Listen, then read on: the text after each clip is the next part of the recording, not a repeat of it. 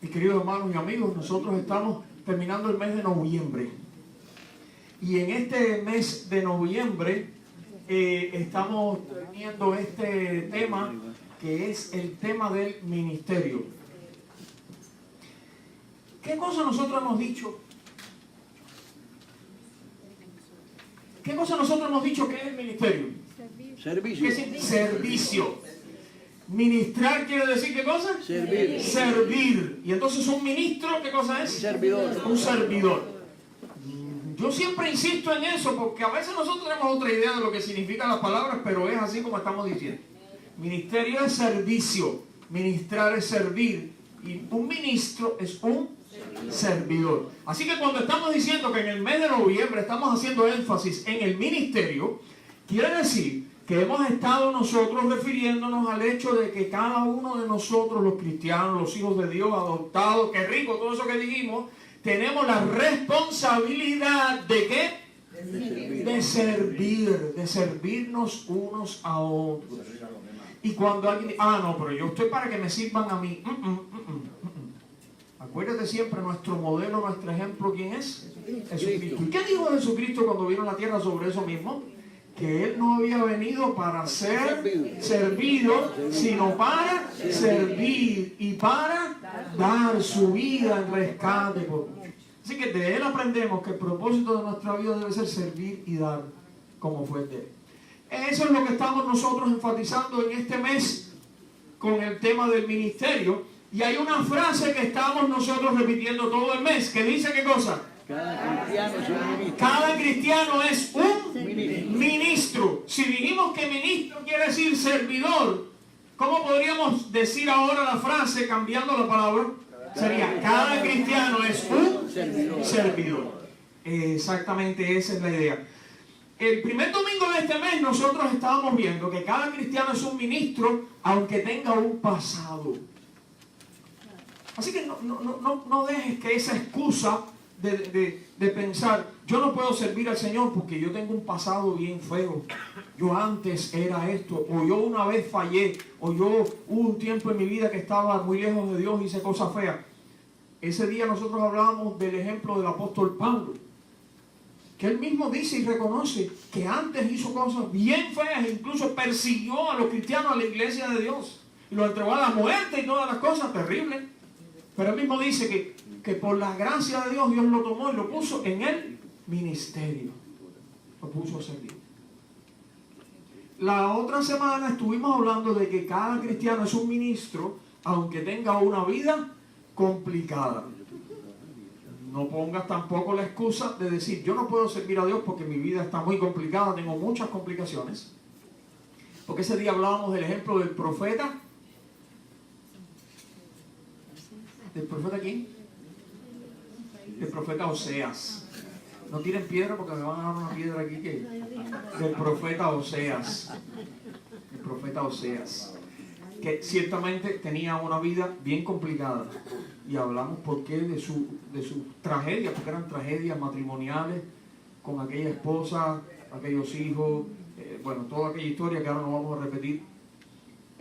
Más el problema de la nación en ese tiempo, más todas las cosas, tenía una vida bien complicada, pero aún así fue fiel al ministerio que el Señor le encargó todo el tiempo, hasta el final.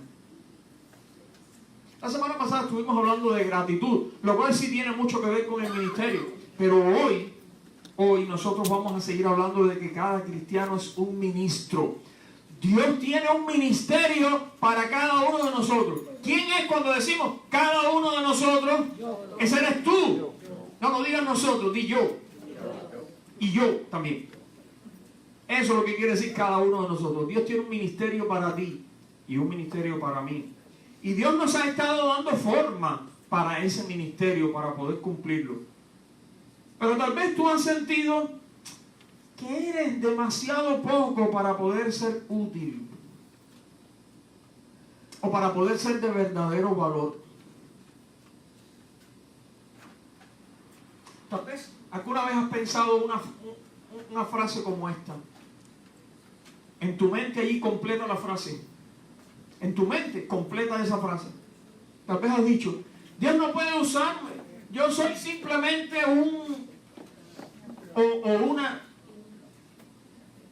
señas ni nada, pero piensa, ¿qué viene a tu mente cuando ves esa frase? A veces que digo, yo no puedo usarme porque yo soy simplemente una persona sin educación o una persona sin recursos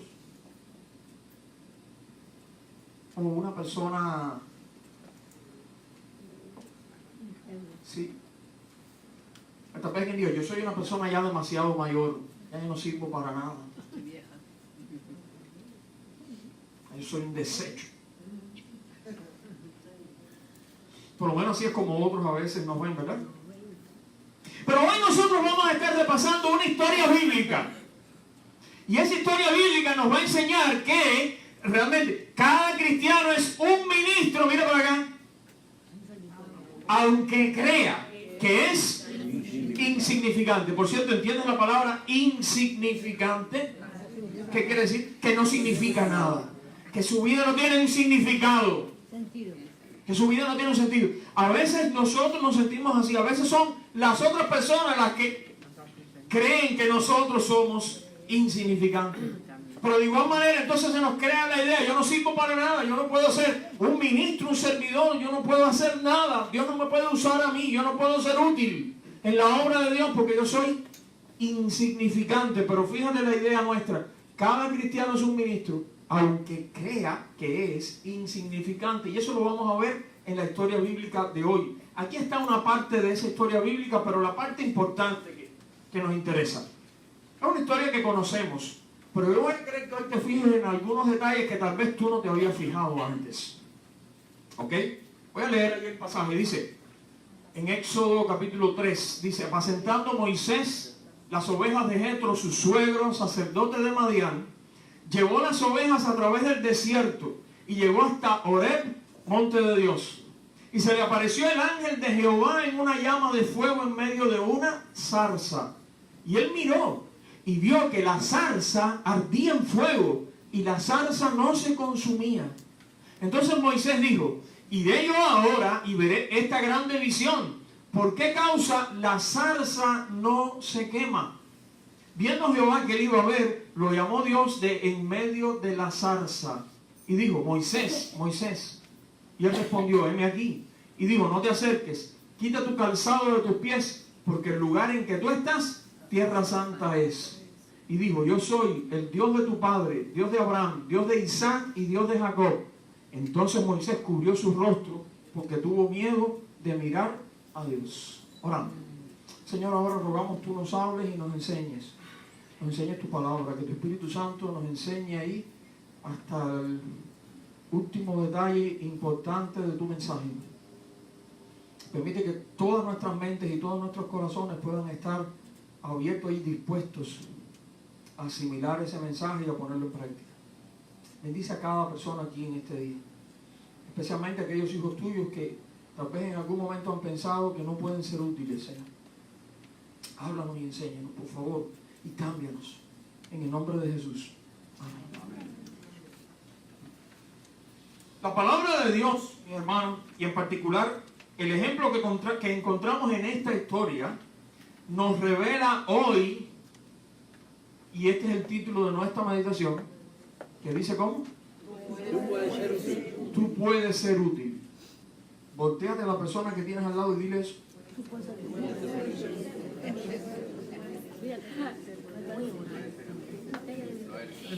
Más específicamente podemos decir de esta manera, léelo conmigo.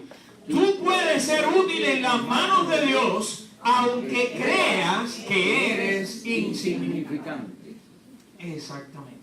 En la historia que leíamos hace un momento, cuando Dios llamó a Moisés, ahí vamos a descubrir algunas lecciones importantes para nosotros. Pero esas lecciones no van a estar en Moisés. Esas lecciones van a estar en la zarza. Yo no sé si te fijaste, pero en el pasaje que leímos, las palabras que más se repiten son Dios y Moisés. Pero la otra palabra que más se repite es la zarza. Esa era parte importante en esa historia. La zarza era un arbusto. Ahí, cualquiera. Pero fue una parte importante en esa historia. Y las lecciones que necesitamos aprender hoy nos las va a enseñar no Moisés, sino la zarza. Y esta es la primera lección. Son dos lecciones importantes. La primera es esta. Puede que te sientas insignificante. Puede que suceda eso. Puede que te sientas insignificante. Al principio hoy estábamos hablando aquí que ser cristiano no significa que ya somos perfectos. No lo somos. ¿Verdad que no lo somos? Y como no lo somos, y sí tenemos muchos defectos, y sí estamos todavía cortos en llegar a toda esa meta que Dios quiere, puede que nos sintamos así.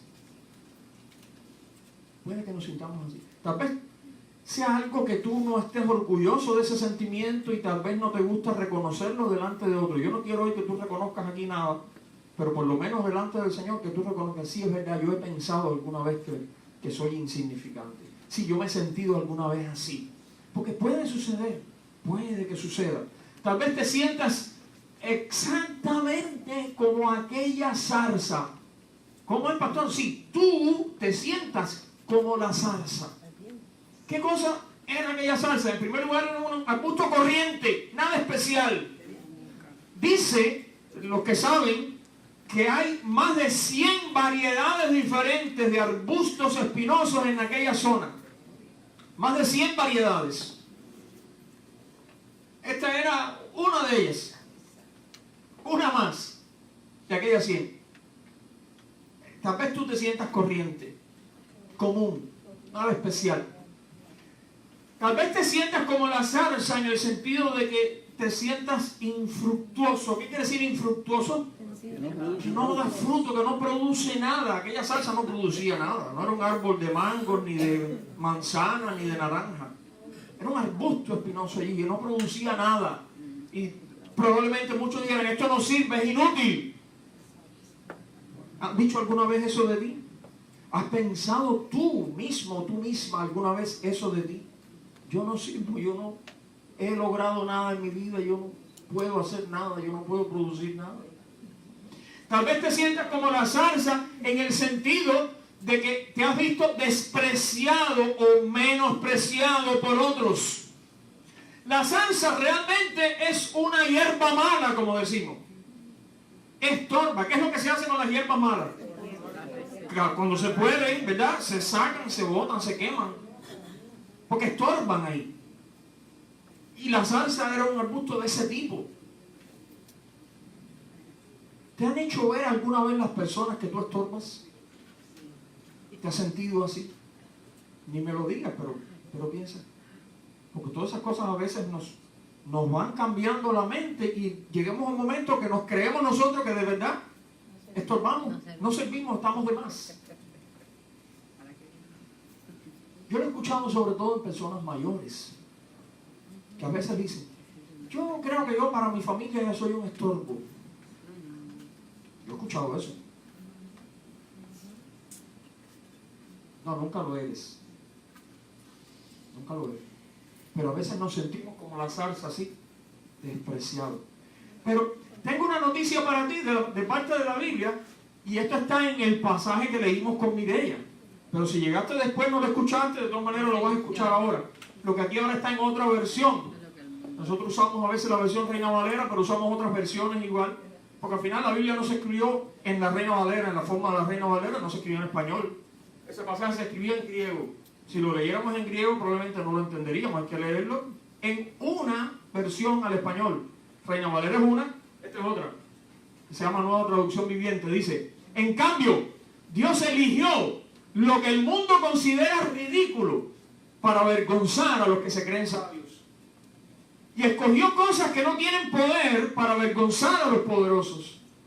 Dios escogió lo despreciado por el mundo, lo que se considera como nada, y lo usó para convertir en nada lo que el mundo considera importante. Como resultado, nadie puede jamás jactarse en presencia de Dios. ¿Por qué? Porque precisamente lo que Dios escogió fue lo ridículo, lo que no tiene poder, lo despreciado, lo que es nada. Y eso nos incluye a ti y a mí, ¿sabías? Así que, ok, puede, y esa fue la primera idea, que te sientas insignificante. Puede que te sientas así. Pero la segunda idea importante que encontramos en la historia de Dios, Moisés y la zarza es esta. Dice lo que tienes al lado. Aún así, Dios te puede usar. Aún así, Dios te puede usar. Aún así, Dios te puede usar. ¿Cómo? ¿Cómo es posible esto? ¿Cómo es que Dios te puede usar? Bueno, hay tres cosas que hacen falta. Tres cosas que tienen que suceder para que Dios te pueda usar. Y las tres las aprendemos de la zarza, acuérdate. Que la zarza es la que nos está sirviendo a nosotros hoy como un recordatorio de estas cosas. ¿Cómo es que podemos ser útiles para Dios, aunque nos creamos insignificantes? Esas tres cosas que tienen que suceder. La primera es esta. Dios te puede usar estando Él en ti. O sea, a través de su presencia, de la presencia de Dios en tu vida. No sé si te acuerdas, pero el pasaje que leímos de Moisés y la zarza y Dios, dice que Dios le habló a Moisés de allí, de en medio de la zarza. Eso nos está diciendo que allí, en aquella zarza, estaba ¿quién?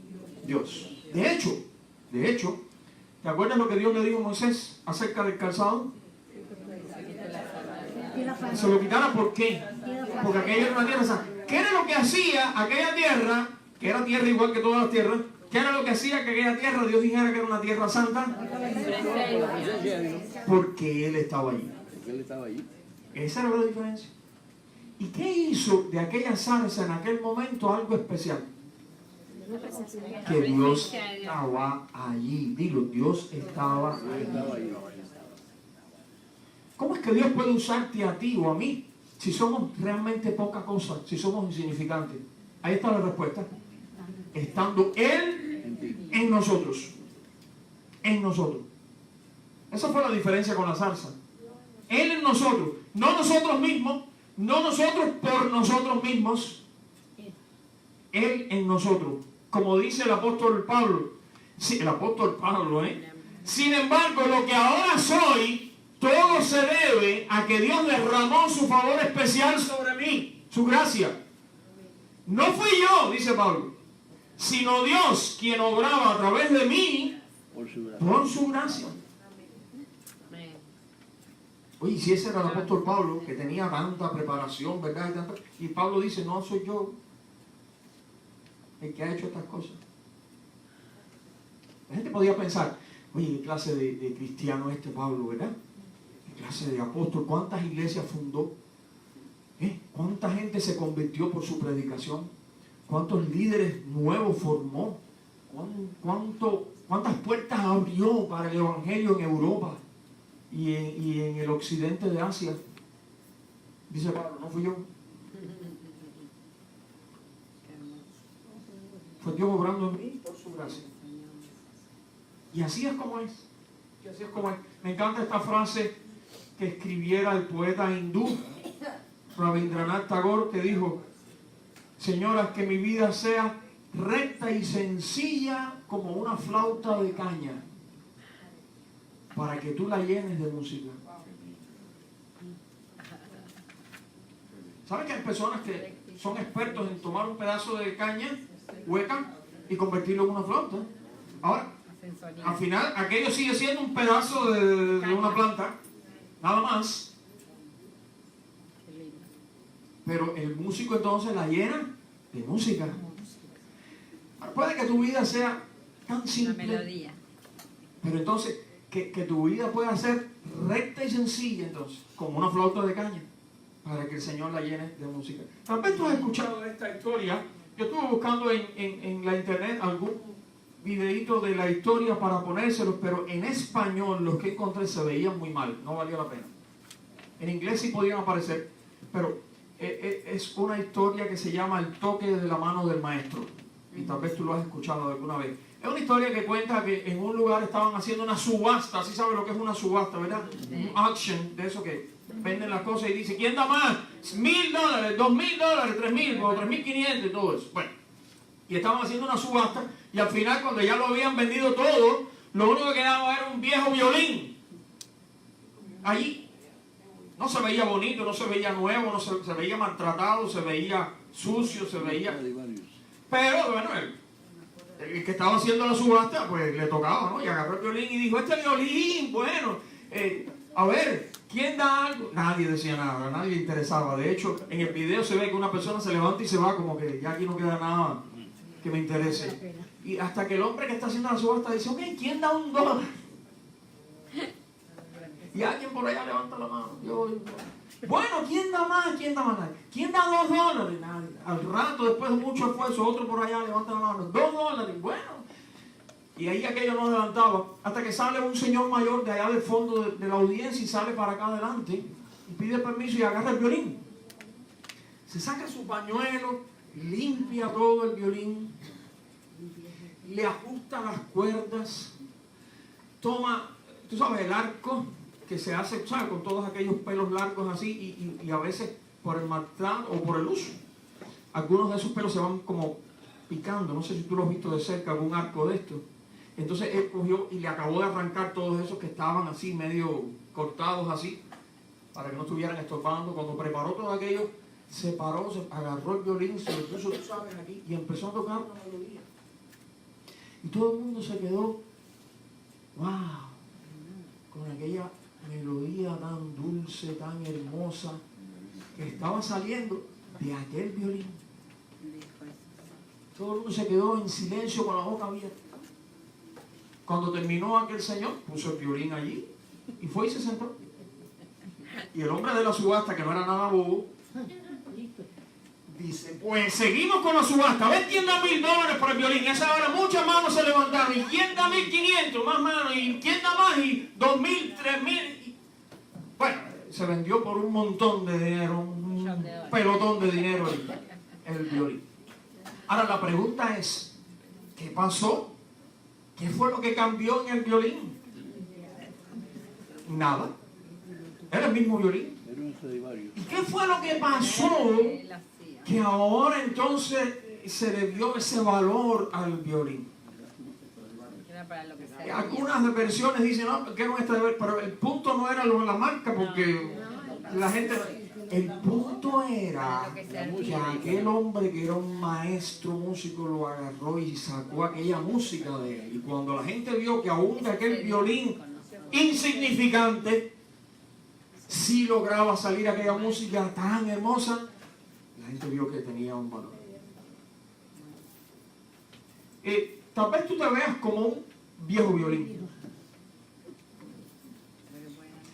pero lo que hace falta es que el maestro te toma en su mano.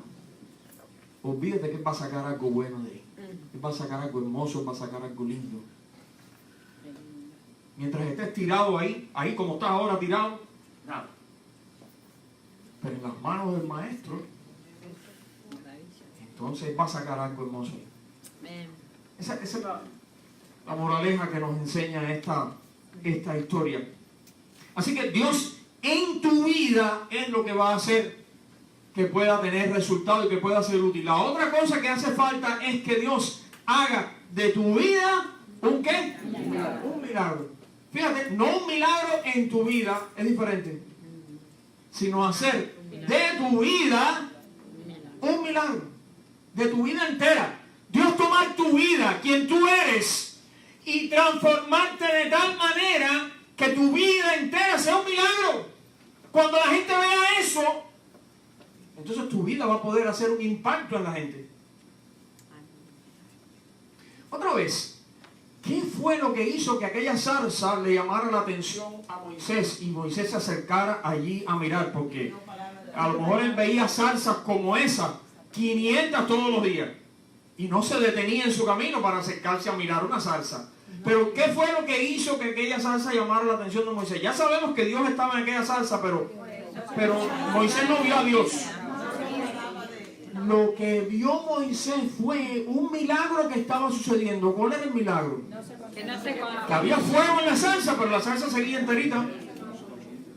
Y a lo mejor él esperó un rato a ver qué pasaba, y el fuego seguía y la zarza seguía completica.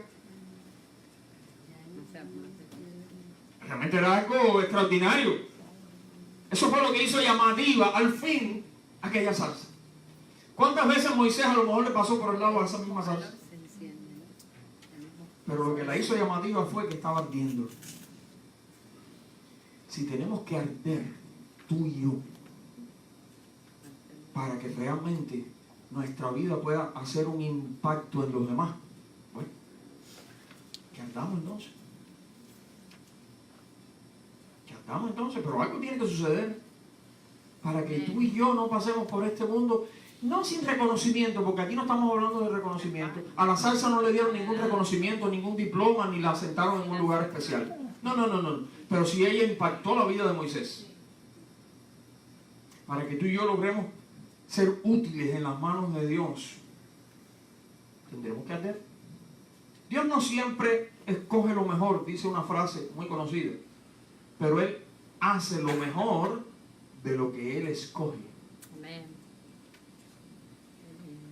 Quiere decir que muchas veces nos escoge a nosotros para su obra. No somos lo mejor, pero Él va a lograr hacer lo mejor de nosotros. Así fue con los personajes de la Biblia, así fue con el mismo Moisés.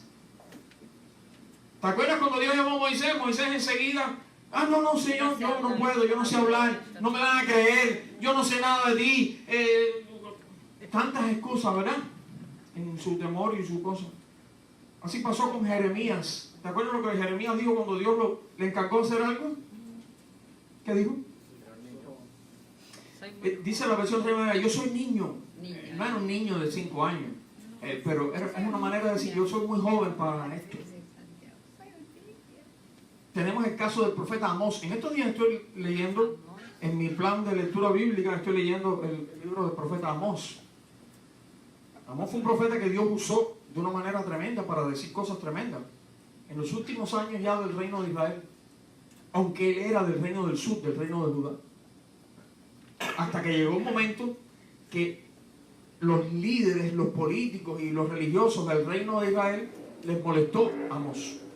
Y entonces vino Amasías, un profeta allí oficial del reino, y mandó a buscar a Amós y le dijo, profeta, hazme favor, haz tus maletas y regresa para allá, para tu tierra allá y profetiza allá.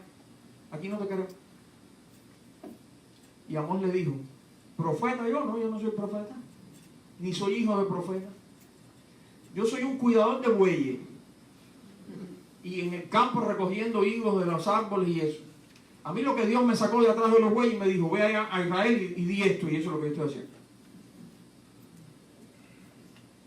Él era un campesino que estaba atrás de los bueyes. Pero sencillamente de ahí mismo Dios lo sacó y lo hizo uno de los grandes profetas de Israel.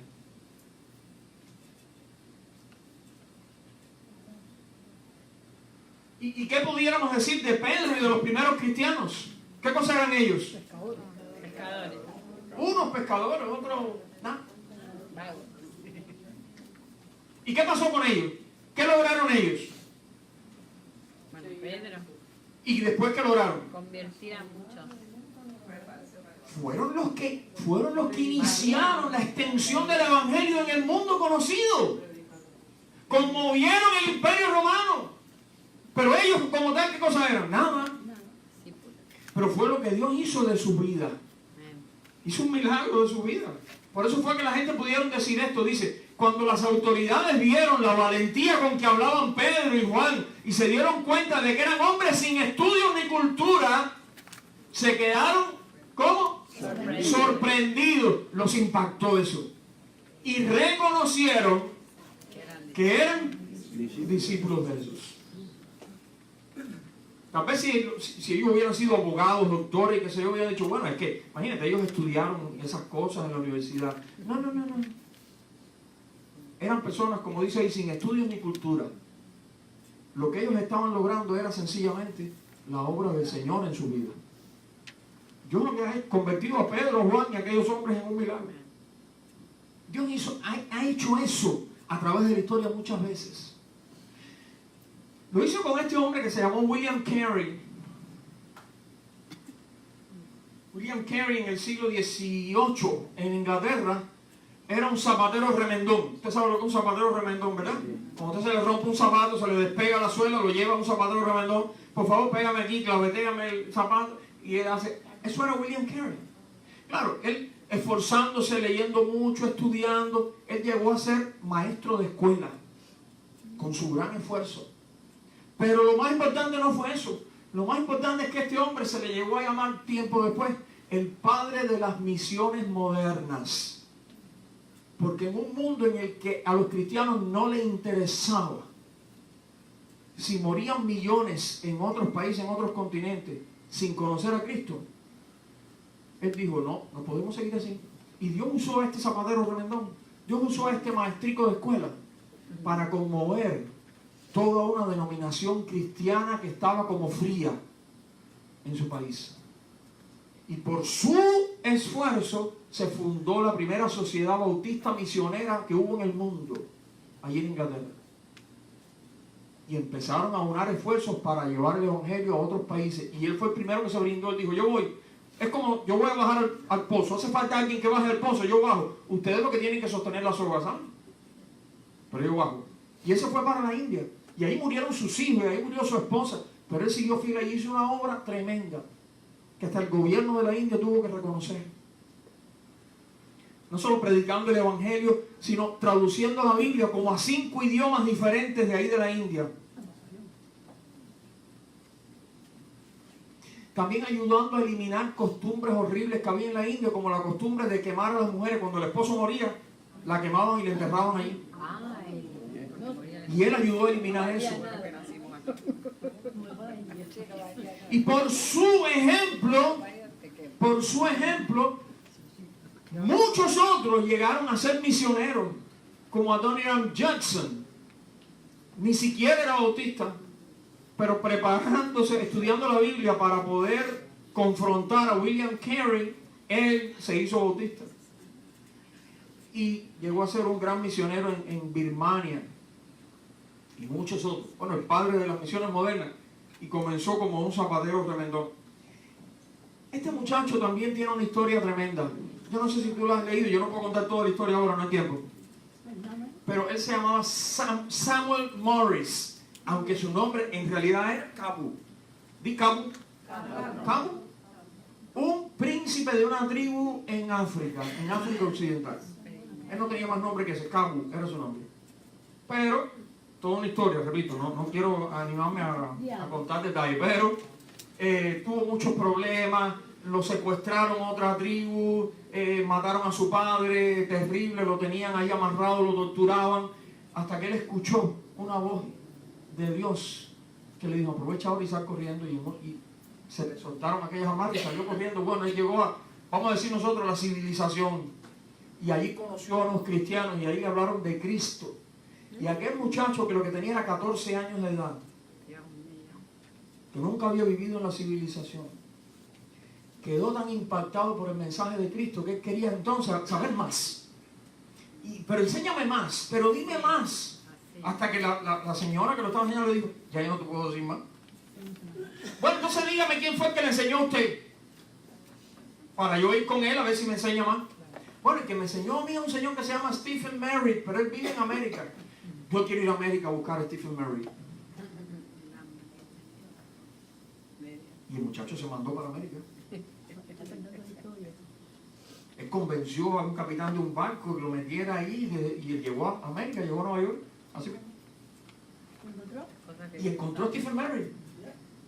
Empezó a preguntarle a la gente no tenía ni idea de quién era Stephen Merritt, pero hasta que encontró uno que eran unos cristianos y de Stephen Merritt, sí, y encontró a Stephen Merritt.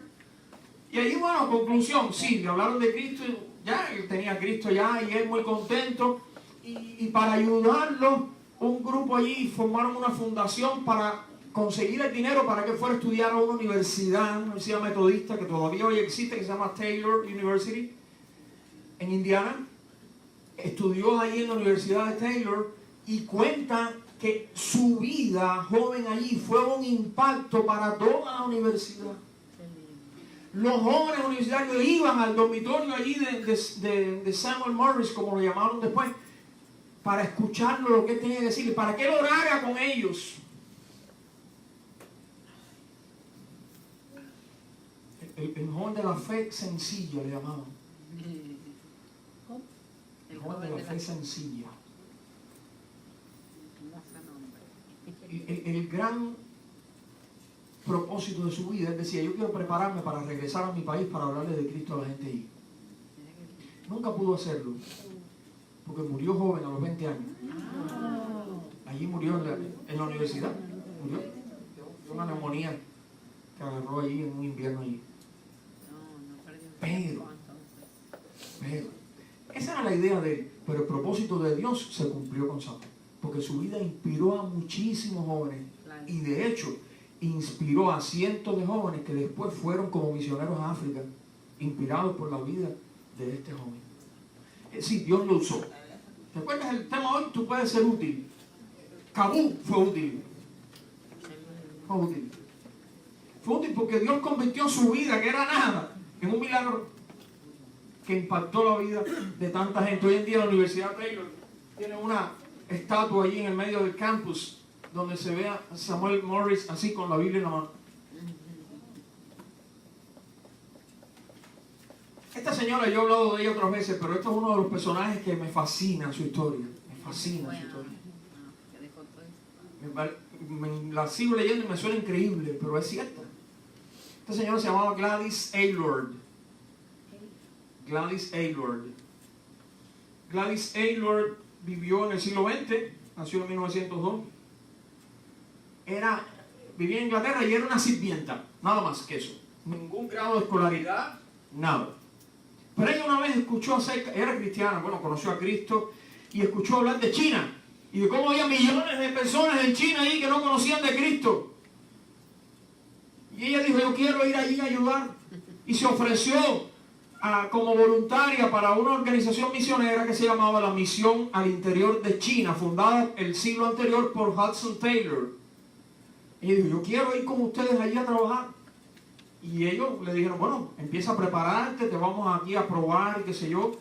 Y estuvo 3 meses allí preparándose y la pusieron a prueba allí. A los 3 meses le dijeron, mire señorita, lo sentimos mucho, pero usted no puede, no sirve para esto.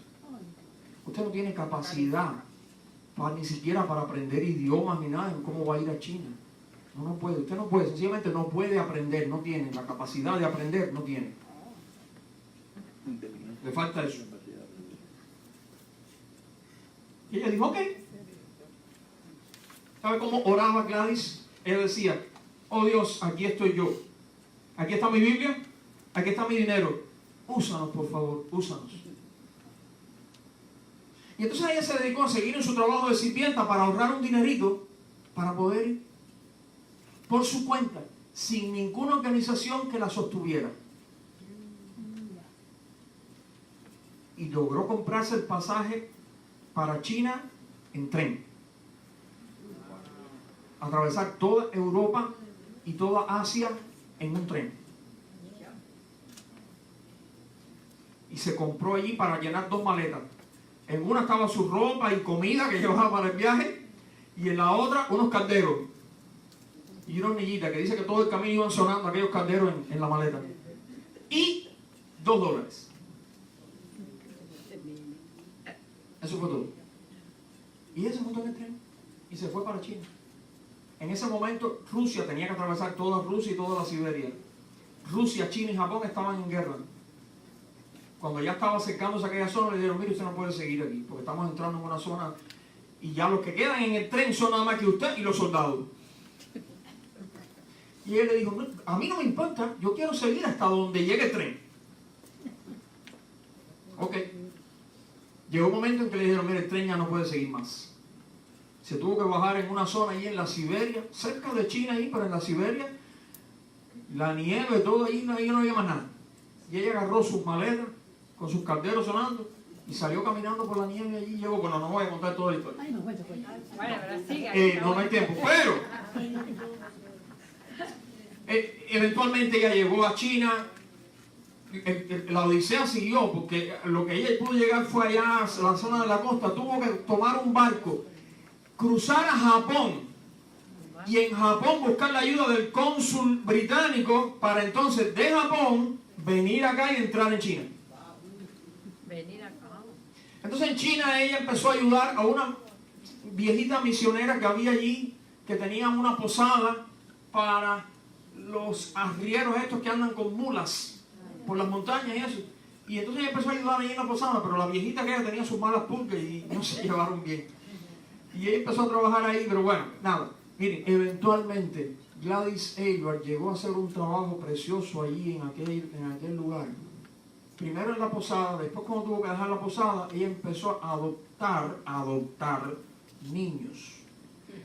A una niña le puso 9 pesos, porque le costó 9 pesos poderla adoptar. Tuvo que pagar por ella 9 pesos para poderla adoptar. Y ella le puso de nombre 9 pesos en chino, no sé cómo sonaría. ¿Aprendió ya chino? Sí aprendió, con todo eso que le habían dicho, ella aprendió a escribir, a leer el chino a la perfección. Y llegó a adoptar 100 niños. Y lo sostenía ella. Nadie le daba un centavo. Ella. Llegó a ser funcionaria del gobierno chino, allí local, ¿tú sabes? Sí, en los años 50 hicieron una película que se llama La posada de la sexta felicidad, de Ingrid Bergman, basada en la historia de ella. Estaba vivo todavía. Hicieron la película de ella, ¿sabes? Novelaron mucho la historia para ponerla muy romántica y eso, pero bueno, está basada en la historia de ella. La guerra llegó allí y ella, para salvar a aquellos 100 niños, los agarró a los 100 niños y se puso a atravesar las montañas. Estuvo un mes con aquellos 100 niños atravesando las montañas para escapar de aquella zona de guerra.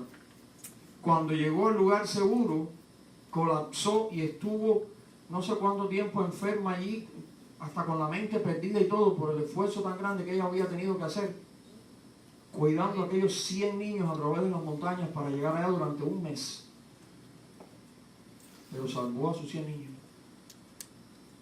Eventualmente tuvo que salir huyendo de China, tú sabes, cuando llegó el comunismo ahí a China, de Mao Zedong, tú sabes toda aquella historia, y todos los misioneros tuvieron que salir. Aún así, ella regresó después para trabajar en Taiwán y en Hong Kong. Trabajó también. ¿Tiene el libro? Regresó.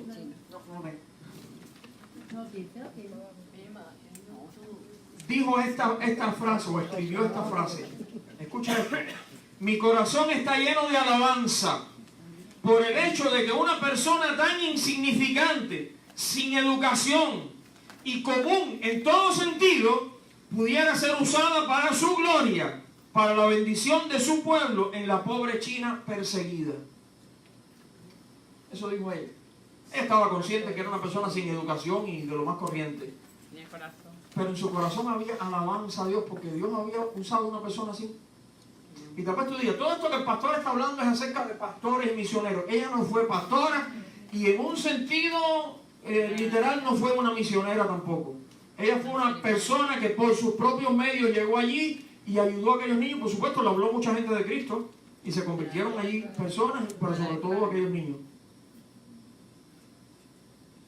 La frase que más me ha impactado siempre fue esta expresión de ella. Ella dijo, no fui yo la primera persona que Dios escogió para lo que yo he realizado por China. Tal vez fue alguna otra persona.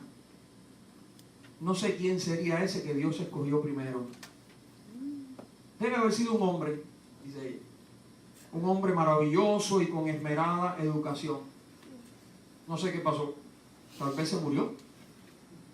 Tal vez no estuvo dispuesto. Y entonces Dios bajó la vista y vio a Gladys Aylward.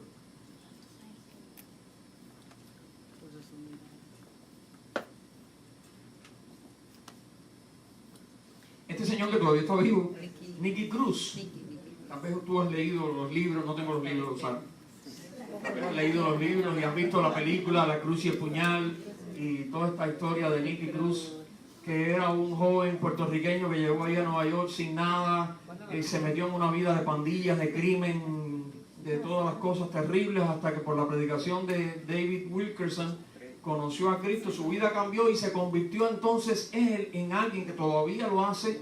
Tiene un ministerio tremendo para ayudar a jóvenes que están metidos en las pandillas, en todas esas gangas y en todo ese crimen, y en toda esa adicción y en toda esa droga, para sacarlos de ahí. Y me llama también la atención que él escribió en un libro y él dijo, si Dios pudo usarme a mí tú no tienes excusa.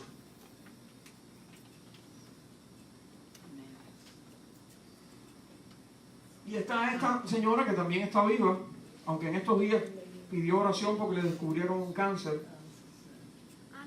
Johnny Erickson, aunque ahora se llama Johnny Erickson Tada porque está casada con un japonés de apellido Tada. Esta muchacha, hemos hablado de ella otras veces, nadando en la costa, tuvo un accidente y se fracturó aquí una vértebra cervical y quedó cuadriplégica para toda la vida. Ella no mueve nada de los hombros para abajo, un poquito los hombros, y logra alzar un poco los brazos así, alzarlos un poco, no más que eso. Pero no puede usar sus manos, ni sus pies, ni nada. Está en silla de ruedas desde jovencita hasta ahora. Nació en el año 46. Pero su vida ha impactado a miles de personas. Porque asimismo, en su sillón de ruedas, ella hablando para la gente, ayudando a que la gente busque de Cristo, sobre todo los discapacitados, las personas con síndrome de Down, las personas con, tú sabes, paraplegia o hemiplegia o cuadriplegia o cosas así. Y muchas de esa gente han venido a Cristo por su ministerio. Hay un ministerio que se llama Johnny and Friends, Johnny y sus amigos, y ha ayudado a tantas personas. Sí, sus libros y sus cosas. Autora de himnos, creo también, ¿no?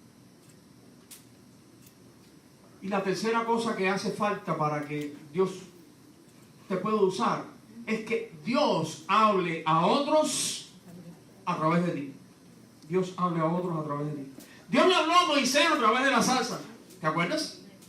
¿Quién le estaba hablando a Moisés? ¿La zarza? No. Dios a través de aquella zarza. ¿Quién lo hubiera creído, verdad? Que aquella zarza. Imagínate que tú hubieras pasado por ahí el día anterior, aquel arbusto medio seco. ¿Quién hubiera creído que Dios lo iba a usar para hablarle a Moisés, el que sería después el gran líder del pueblo? Pero así mismo fue con los profetas de Dios. Mira lo que dice Dios al profeta Ezequiel: te envío a la nación de Israel, un pueblo desobediente. Ahora te envío a decirles, ¿qué cosa? Esto dice el Señor soberano. O sea, la función de aquella gente no era hablar por ellos, sino decirle a la gente lo que Dios decía.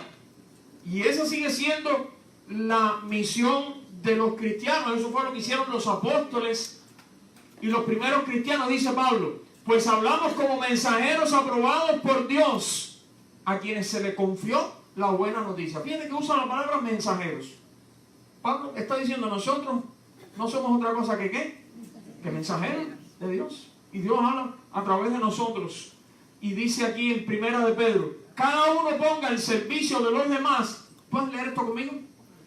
Cada uno ponga al servicio de los demás el don que haya recibido, administrando fielmente la gracia de Dios en sus diversas formas. El que habla, hágalo como quien expresa las palabras mismas de Dios. El que presta algún servicio, hágalo como quien tiene el poder de Dios. Así Dios será en todo alabado por medio de Jesucristo, a quien sea la gloria y el poder por los siglos de los siglos. Amén. No son las palabras nuestras, las palabras nuestras no sirven para nada. Es que Dios pueda hablar a través de ti y de mí. En el siglo XIX, en Boston, Massachusetts, este señor, que era un maestro de escuela dominical, él no era pastor, no era predicador, no era nada, era un maestro de Biblia en una iglesia. Nada más que eso. Estaba preocupado por un alumno jovencito que había faltado a la clase de la escuela dominical. Y fue a buscarlo. Él sabía que el alumno trabajaba en una tienda de zapatos. Y él fue a la tienda de zapatos a ver si lo veía. Y lo vio, y allí con él, en la parte de atrás de la tienda, conversó con él. Le dijo por qué estaba preocupado por él. Y ahí mismo lo llevó a Cristo. Y ese alumno se entregó a Cristo aquel día allí en la tienda de zapatos. El maestro se llamaba Edward Kimball. Desconocido, ¿verdad? Desconocido. Pero ese niño se llamaba Dwight Lyman Moody. Moody, que nunca estudió más allá del 5º grado, Llegó a ser uno de los más grandes evangelistas de la historia. Predicó en muchísimos lugares en todo este país y visitó incluso otros países. Visitó, por ejemplo, Gran Bretaña, allá en Inglaterra, donde fue invitado a predicar. Y allá predicó en una pequeña iglesia donde era pastor, un pastor llamado Frederick Mayer, que lo escuchó, por supuesto. Y Frederick Mayer, al escuchar a Moody, fue inspirado de tal manera por aquel hombre que aquello transformó su ministerio. Mayer llegó a ser él mismo entonces un gran predicador y un gran escritor. Me encantan los libros de Mayer sobre personajes de la Biblia y sobre libros de la Biblia. Me acuerdo mucho un libro sobre Abraham.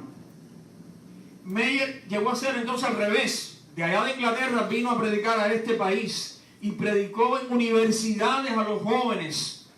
Y dijo un día esta frase: si tú no estás dispuesto a darle todo a Cristo, ¿estarías dispuesto a que Él te transforme en alguien dispuesto? Y ese día había un joven predicador que lo estaba escuchando. Ese joven predicador se llamaba Wilbur Chapman. Y entonces él decidió convertirse también en un evangelista que estuviera dispuesto a ser usado por Dios para hablarle de Cristo a mucha gente. Wilbur Chapman empezó a trabajar en lo que se llamó la YMCA. A lo mejor has oído hablar de la YMCA. Hoy no tanto, pero en sus orígenes era una organización cristiana. De hecho es Young Men Christian Association. Y trabajaba con los jóvenes en muchos sentidos, pero les hablaban de Cristo y todo esto. Y él empezó a trabajar en la YMCA y a hablar allí. Y allí un día contrató a un deportista, un pelotero, uno que practicaba el béisbol, para que ayudara allí, iba a ayudarlo allí en él. Y este deportista, este ex beisbolista se llamaba Billy Sunday. Y lo contrató finalmente para que trabajara con él allí. Billy Sunday, este pelotero, jugador de béisbol, llegó a ser él mismo entonces un tremendo evangelista a principios del siglo XX. Ganó a miles para Cristo. Predicó y comenzó un ministerio en la ciudad de Charlotte, en North Carolina. Y allí inspiró a un grupo de jóvenes que se dedicaron a trabajar para que su ciudad, la ciudad de Charlotte, fuera ganada para Cristo. Y entonces aquellos jóvenes dijeron: vamos a hacer una serie de eventos especiales y vamos a invitar a un gran predicador para que venga a predicar. Invitaron a este señor que se llamaba Mordecai Ham y era un gran predicador. Lo invitaron a predicar ahí. Una serie de estas, como decir, una campaña evangelística, varios días, ahí varias noches para predicar y invitar a la gente de la ciudad para que oyeran el evangelio. Mordecai Ham, cuando terminó la penúltima noche de predicaciones evangelísticas, le faltaba la última noche, él oró a sí mismo y dijo: Dios, derrama tu espíritu mañana aquí en este lugar. Al día siguiente, un granjero de ahí de la zona de Charlotte agarró su camioneta, su pick-up, y la llenó de vecinos para que fueran allá a escuchar la predicación del evangelio. Entre ellos había un muchacho de 16 años que le decían Billy Frank. Y ese muchacho de 16 años, esa última noche, entregó su vida a Cristo. Y ese muchacho que le decían Billy Frank se llamaba Billy Graham. El predicador que compartió el evangelio con más personas que nadie en la historia. Más que nadie. Porque no solamente eran las personas que asistían a sus cruzadas evangelísticas, sino toda la predicación que se transmitió siempre por radio, por televisión, a través de películas de su organización y ya después a través de la internet y demás hasta hoy día. Así que el predicador que ha llegado a más personas en la historia fue este. Ustedes saben que murió hace poco. ¿Qué te enseña toda esa historia que les hice? ¿Con quién empezó? Con aquel maestro de escuela dominical que nadie se acuerda de él. Con Edward Kimball. Que sencillamente fue a visitar a un alumno que no estaba viniendo, lo fue a visitar allá donde trabajaba y allí le habló de Cristo. Y ahí Dios lo usó a él y usó al alumno y usó a todas aquellas personas hasta que llegó a este Señor.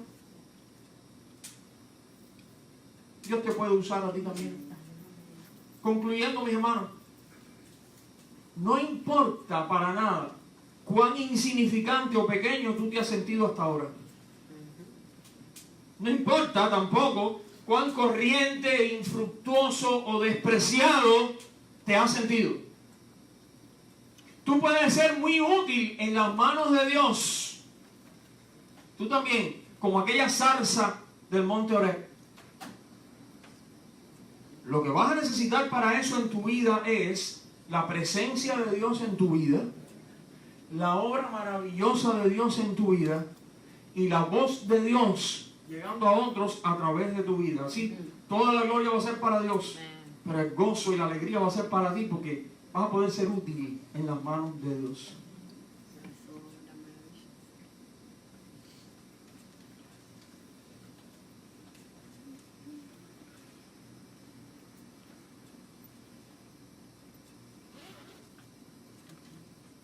Ahora cuando comience, chequea ahí el volumen del audio. Quiero que escuches esto. Ya estamos terminando, no te preocupes.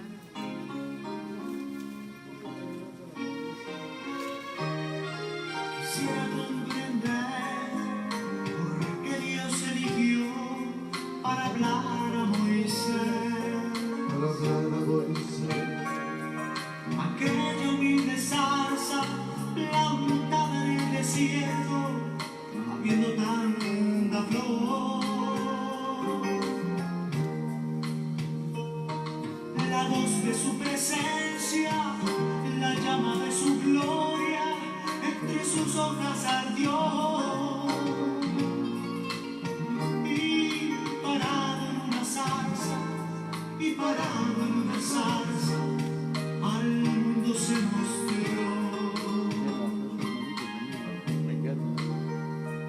No puedo imaginar por qué Dios me eligió si no soy el mejor. Si delante de sus ojos tanto nos parecemos, aquella zarza y yo. No lo hubiera creído que Dios me quisiera más.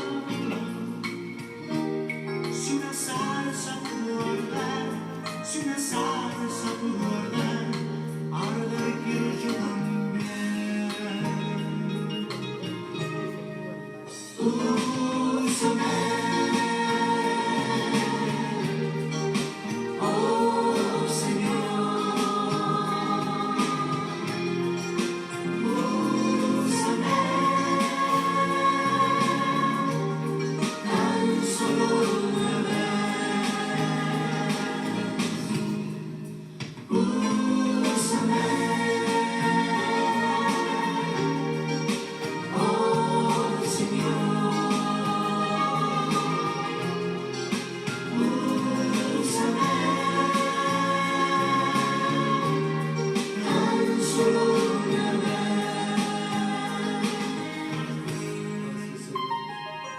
Hay tanta zarza triste plantada en el camino que nadie mira ya. Los vientos del desierto la golpearon, la quebraron y casi muerta está. Pero si vales poco, si no vales nada, el cielo no te olvidó. Y aunque seas una zarza, te sigue mirando Dios. Úsame, oh Señor.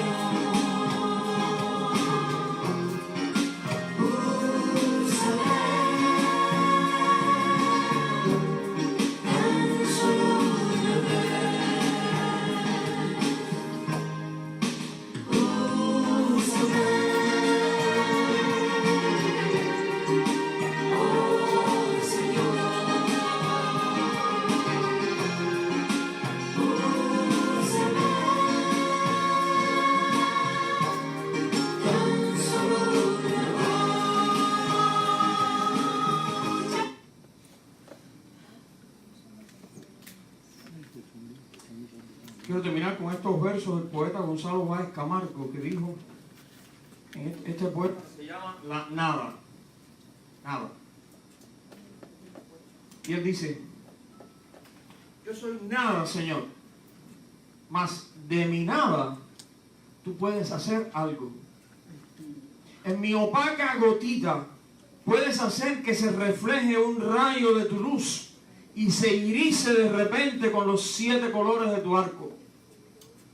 Tú puedes convertir mi puñadito de polvo gris en un poco de barro y hacer de él, entre tus dedos hábiles, humilde vaso en que dar un sorbito de tu agua al sediento y cansado. Tú puedes darle al soplo que es mi vida fragancias de tu bálsamo para dar alivio a donde azote de los desiertos el candente vaho. Aquí estoy, gota opaca, polvo ínfimo, soplo leve, nada soy, nada valgo.